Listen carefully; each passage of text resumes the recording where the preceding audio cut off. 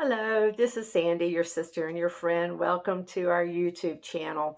Um, a few weeks ago, I shared that I believe that our purpose in life is to learn to live as awareness. And that means that we have to wake up and see that we've been making choices based on the conditioning that we have received about the way we need to think, behave, and believe.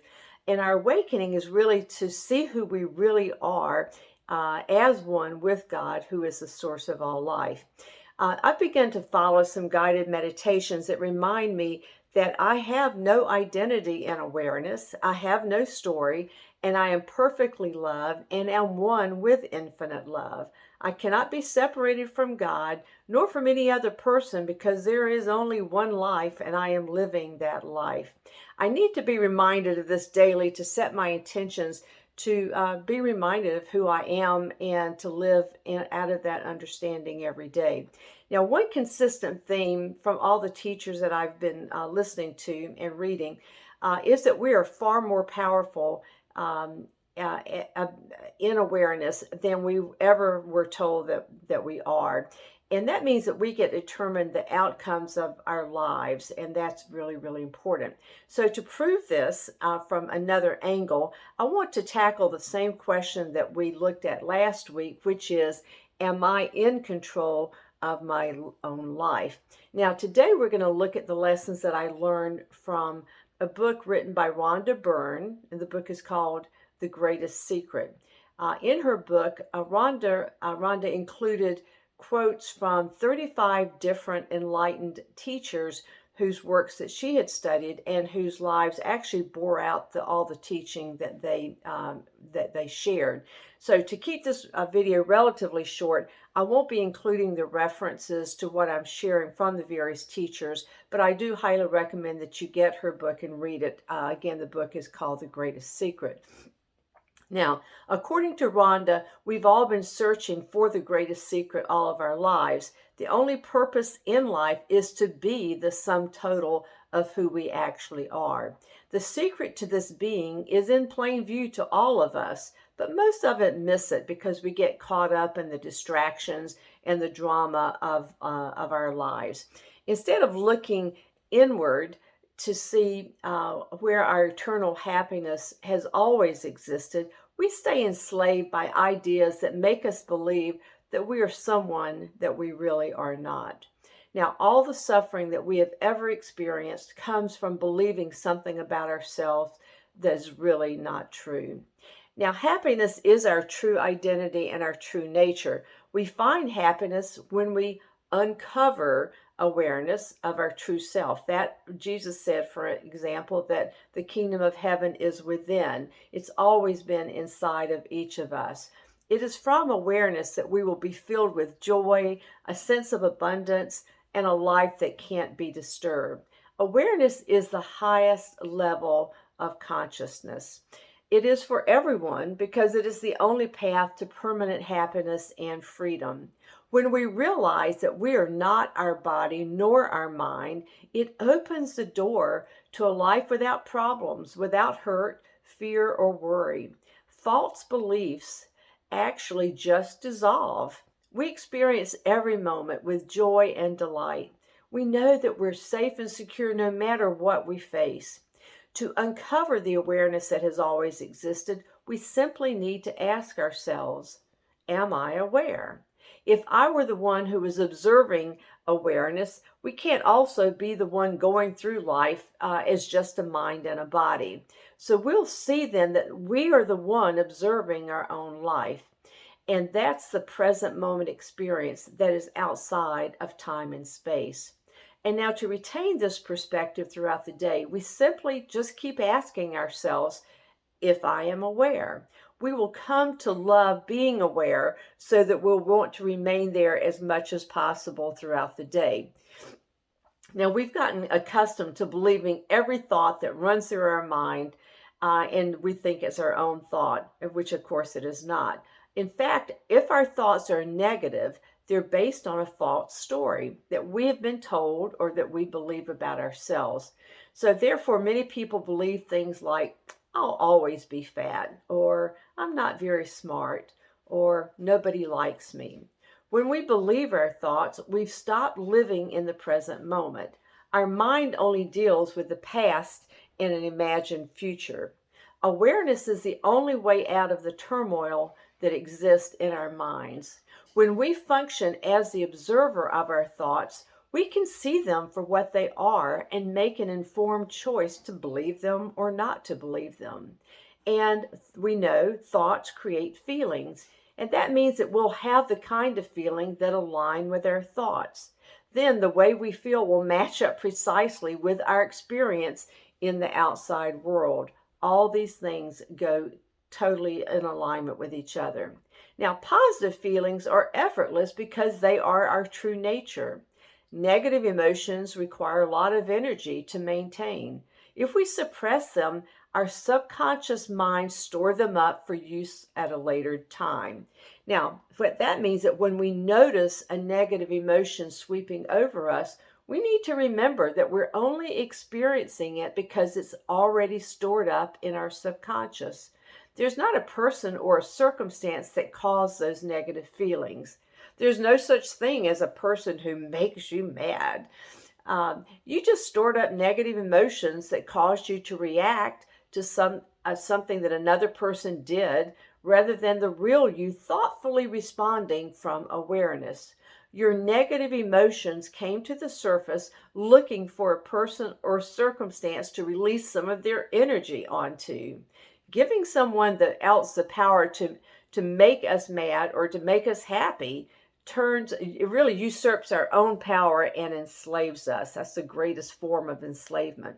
So that means we should question every negative emotion with, am I that emotion or am I just the one that's aware of it? Feelings and circumstances come and go, but awareness cannot change. Awareness is the observer of things that come and go. We should not expect people or circumstances to change in order for us to feel better. Our feeling better is an inside job for each of us. So in order to feel better, we should not resist, suppress, or judge negative feelings. When we allow them to simply be present, the energy attached to them will automatically and naturally diminish. If we go so far as to welcome negative feelings, it is the direct opposite of resisting them. Welcoming says to a negative feeling, yes, you're welcome here. In the beginning, it can be useful to actually open your arms to the sides of our bodies. In awareness, we love everything, so we open our heart to every emotion. Now, we can use this welcoming practice for anything that makes us feel bad, or any negative thoughts or stories, any negative feelings or painful sensations or memories or limiting beliefs. Through welcoming and allowing any bad feeling to be present, that feeling will never be as strong in us again. It will gradually get less and less. Negative emotions only arise when we are ready to be free of them. We should actually see them as an opportunity to have them disappear entirely. For instance, if someone says to me, Sandy, you're a real jerk, I should say, you're probably right. Thank you for pointing that out to me. That kind of agreeing response takes the negative energy out of the situation and allows me to examine my own behavior from a place of awareness. When we see every inconsistent behavior and thought in ourselves and others as a dreamlike state, we will love ourselves and other people. We will be flooded with compassion and want to help other people out of their difficult circumstances. They will feel the serenity and the peace emanating from us, which will bring comfort to them even without words. It's been said that one person living fully as infinite awareness counteracts the negativity of millions and millions of people. That is the power of true love of awareness. There is pain in the physical, but all suffering is actually of the mind. Again, we must ask ourselves the question, am I the one suffering, or am I the one who's aware of the suffering? There is no suffering in awareness. The suffering will end when we stop believing the thought that we were the one suffering. The root of all suffering is the false belief that we are alone in this world, that we are a separate person. That wrong belief puts us completely under the control of the fear and all the vulnerabilities of our mind. As awareness, we know that there's only one of us and that we're all living as and in the source of all life. When we live from conscious awareness, all suffering for us will end. It is the key to immortality and a life of laughter, joy, sheer abundance, beauty, and bliss. Because there are no problems in awareness. They can't be there because it is complete perfection. It is God. And all problems come from our ego, our false self. We won't experience problems if we don't validate those thoughts. If you believe you have a problem, you will experience having a problem. If you are aware that it's really the mind telling another negative story, you allow the theoretical problem to disappear because our beliefs are not holding it to us or to the world anymore. Alternatively, when we give our attention to a problem, we energize the problem and it gets bigger. When we shift our attention away from the problem disappears because all the energy has been removed from it. When we don't resist anything, when we accept everything just the way it comes to us, this is love. Where love exists, no problem can coexist.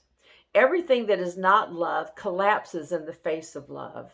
Similarly, everything that is not real collapses in the face of awareness. When we experience hurts in our life, without exception, it's just a wake-up call telling us that we're going in the wrong direction. We're believing something that isn't true.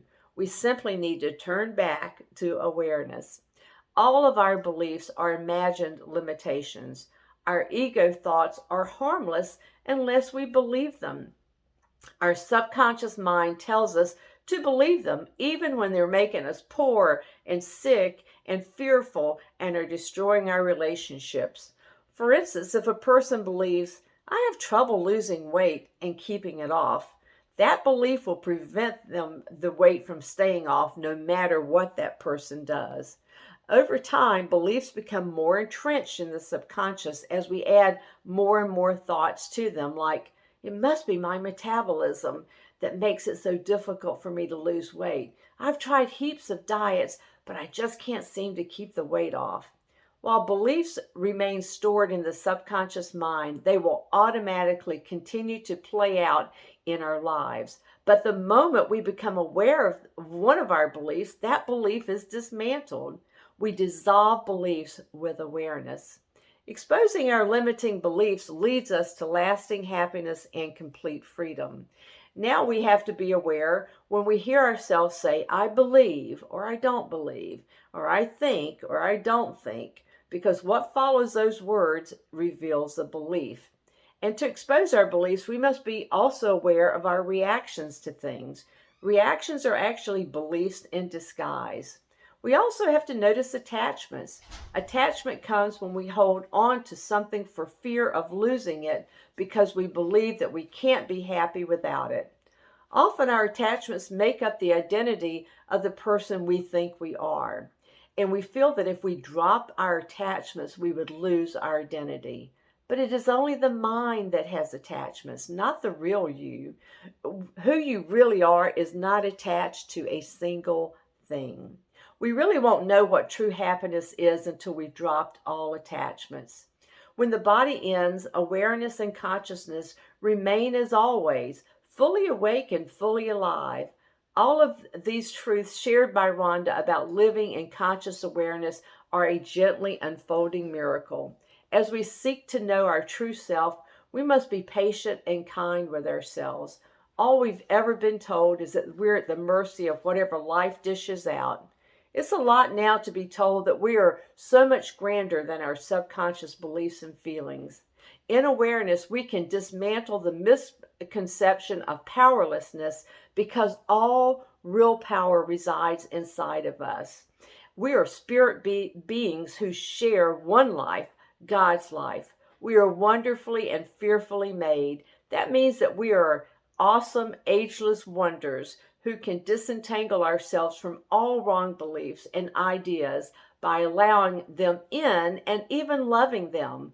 We will live from our natural state of happiness and bliss, not being disturbed by what happens around us. So, staying in awareness, my friend, is how we control our life. This teaching is so enlightened, I believe it would be useful for you to hear it more than one time. Thank you for sharing me on my journey inward. Hit the like button and subscribe if you haven't already, and hit the notification bell if you want to be notified of future videos. May God bless you. I just love being in God's family with you. Bye-bye.